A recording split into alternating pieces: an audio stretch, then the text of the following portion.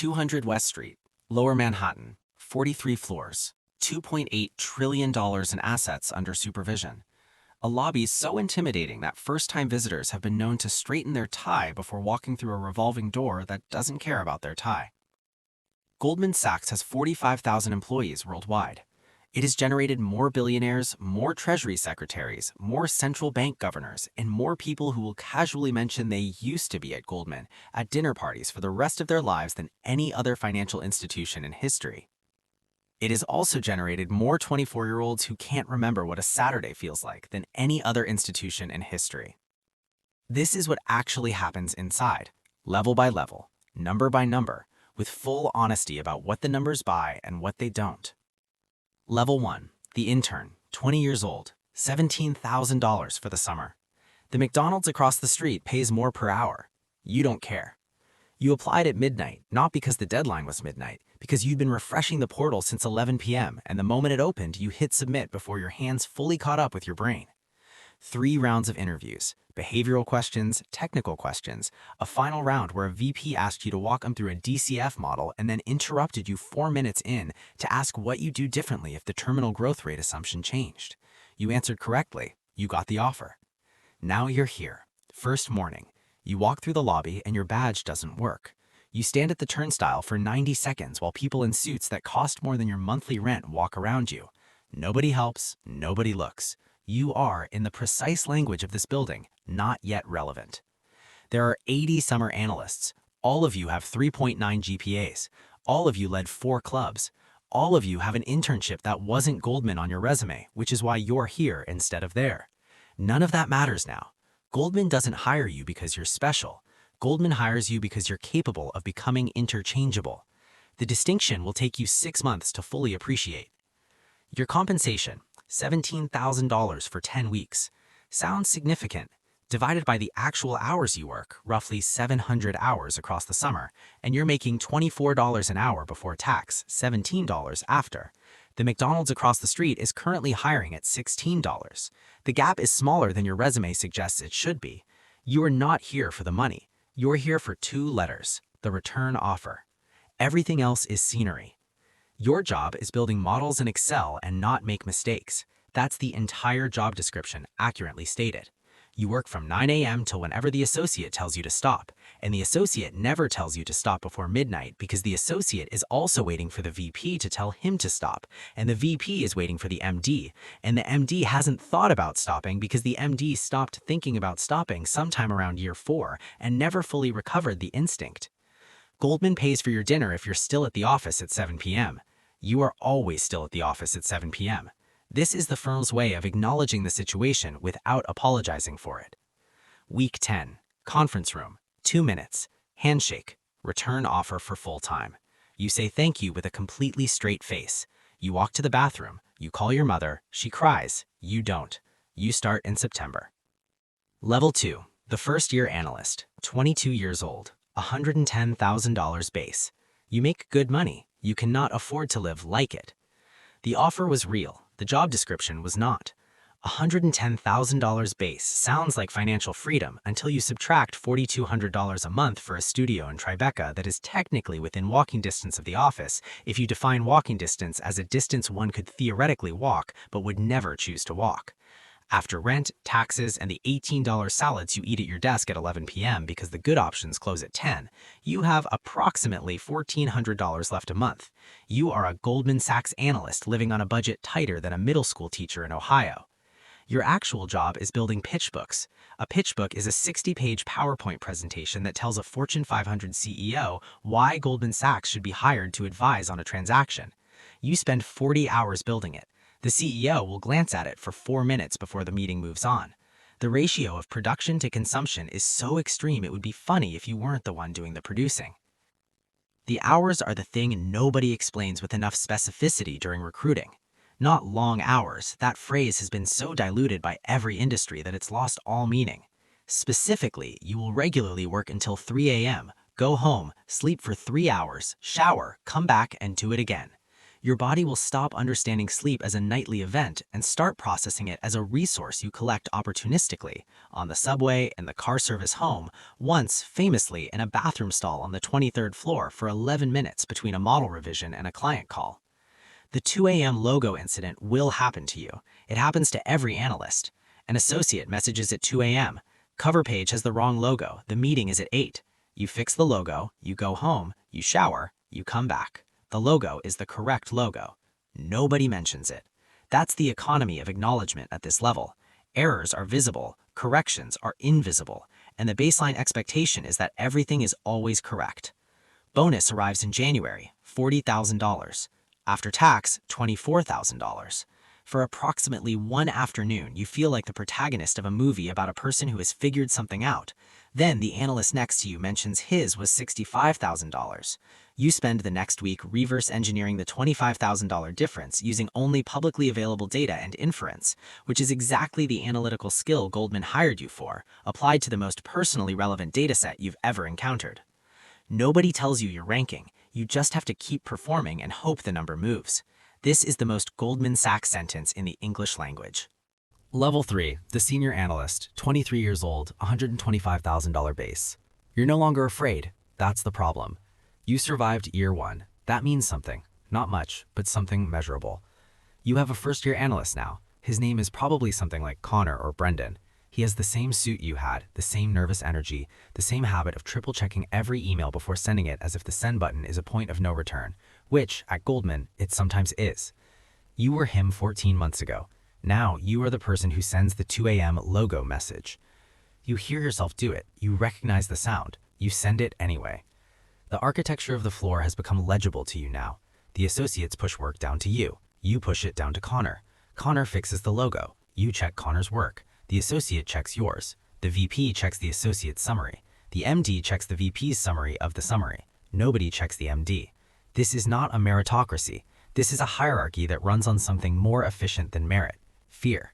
Fear of being the person whose error made it into the client deck. Fear of being the analyst who left at 9 p.m. on a live deal night.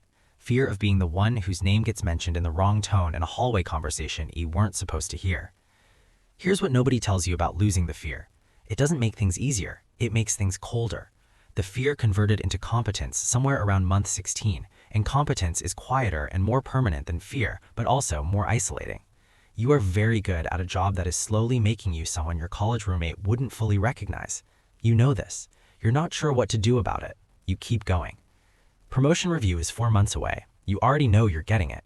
The MD told the associate. The associate told you between the lines of a hallway conversation you were meant to overhear. That's how Goldman delivers good news. Directly is for the other kind. Level 4, the associate. 26 years old, $250,000 base. The MBA costs $220,000. The math technically works. The spreadsheet accounts for Sundays. 2 years at Wharton, $220,000 in loans, enough to buy 44,000 Chipotle burritos or a very reasonable house in Cleveland or precisely nothing in the neighborhood where you now need to live to do this job. Worth it? Probably. The base is $250,000. First year bonus if you perform, $75,000. Total comp clears $325,000. The debt is manageable. The spreadsheet confirms this. The spreadsheet is correct about the numbers and silent about everything else. The Sunday feeling arrives at 4 p.m. every week without fail. That specific weight in your chest when you remember Monday is coming and the deal that was 80% done on Friday is now 85% done, and the remaining 15% is entirely composed of the most complicated parts. You had this feeling as an analyst. You assumed it would dissolve when you got promoted. It didn't dissolve. It got a name. Everyone on the floor has it. Nobody discusses it. This is the most efficient emotional suppression culture in American professional life. Your job has changed precisely. You are no longer building the decks. You are managing the analysts who build the decks, which means you are the filter between their work and the people who decide if it's good enough. You check their models. You fix their mistakes before the VP sees them. You are the quality control layer in a machine that produces financial advice at the speed of someone else's acquisition timeline. You work your first live deal as an associate. $4.2 billion acquisition. Your name is not in the press release. Your work is in every number in the press release, every assumption in the model, every footnote in the fairness opinion. The MD gets the tombstone, the commemorative deal plaque that sits on his credenza and collects dust and occasionally gets pointed at during client meetings as evidence of experience. You get the experience. That's the currency they pay you in when the money isn't sufficient. And sometimes, specifically at 3 a.m. when the deal isn't moving, the money genuinely isn't sufficient. Level 5, the vice president. 30 years old, $400,000 total comp. You take your parents to a restaurant with no prices on the menu. Your father orders carefully anyway. You made VP. Most analysts don't. Most associates don't either. The pyramid has been narrowing since your first day, and you are still in it, which is either a testament to your ability or your tolerance for a specific kind of sustained pressure, and at this point you've stopped trying to determine which one it actually is. $250,000 base, $400,000 in a good year, more money than your parents made in their best decade combined. You take them to dinner at a place with no prices on the menu. Your father studies the menu for a long time and orders the second cheapest thing, which he determines through inference because there are no prices on the menu. Old habits don't update when someone else is paying. You love him for this in a way that's hard to explain. Your job is execution. The MG brings in the client, you run the deal. You manage the associates, you manage the analysts. You are the engine of a machine that everyone sees the output of and nobody sees the interior of. Clients see Goldman. They see the tombstone, the recommendation, the closing dinner. They do not see the VP who was on a call at 11 p.m. Thursday recalibrating assumptions because the target company's Q3 numbers came in 4% below what the model required. You need to originate now. That's the wall between VP and MD. Not technical ability, not work ethic, not analytical precision. Relationships.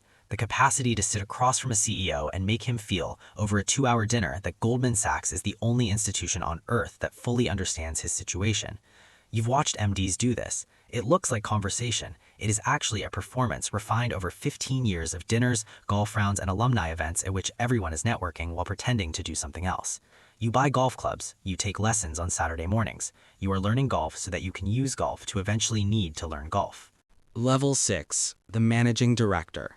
38 years old, $1.2 million. You watched your daughter's school play on a plane. She was the lead. You originate your first deal, $2.1 billion merger. You brought in the client. You made the call. You sat across the table from a CEO and convinced him Goldman was the only choice. And you were right. And the deal closed. And your name is on the tombstone. Total comp, $1.2 million. The number stopped producing an emotion somewhere around $600,000. Above that, it becomes a score. Proof you're winning a game you can no longer fully explain to people who don't play it. Your college friends who became teachers or engineers or started their own businesses look at your comp and think about what they could do with it. You look at your calendar and think about what it cost. Your daughter's school play was on a Thursday. You were on a flight to London. You watched the recording on Sunday. She was the lead. She was genuinely excellent. You told her this on Sunday evening. She said thanks, Dad, and went back to her phone, which is the most accurate possible summary of what happens when you miss things and try to catch up to them afterward. The money buys everything except the one thing you keep running out of. The word for it is time. You know this. Everyone at this level knows this. Knowing it doesn't create more of it. Level 7. The partner. 44 years old. 400 partners, 45,000 employees. You are 0.8% of this machine. You have everything. You're not sure everything was the right target. There are 400 partners at Goldman Sachs out of 45,000 employees. You are in the top 0.8% of an institution that only hired the top 1% to begin with. The mathematics of your position are genuinely extraordinary. Compensation, $4.8 million last year, $3.2 million the year before. The variance depends on factors you understand completely and control partially. You sit on committees. You approve deals you didn't build. You mentor MDs who remind you of yourself at 38, hungry, certain, and slightly hollow behind the eyes in a way they haven't noticed yet because they're still moving too fast to notice. You have everything the 22-year-old with the broken badge wanted. The office, the title, the number, the car that doesn't need to be practical because practicality is a constraint for people optimizing within limits, and you stopped having those limits sometime around year 15. You also have a divorce, a son in college who texts on birthdays and major holidays and occasionally when he needs advice about something, which is the version of the relationship that survived the years when you were building this. A doctor who uses the word stress the way other doctors use words like malignant, carefully, with follow-up questions, watching your face for the reaction. You are the most successful version of the person you set out to become at 20 years old, standing at a turnstile with a badge that didn't work. You are not entirely sure that person and the person you are now are still the same person, or whether the transition happened so gradually that there was never a moment where you could have noticed it occurring. Closing the machine. Goldman Sachs doesn't need you to be happy. It needs you to perform. It has been making this trade with people for 155 years and has found it consistently acceptable. Right now, somewhere in a university career portal, a junior is submitting an application. Good GPA, 4 clubs, 1 internship that wasn't Goldman. He'll get the offer. He'll walk through the lobby. His badge won't work on the first morning. Nobody will help him. Nobody will look. He'll fix it. He'll come back the next day.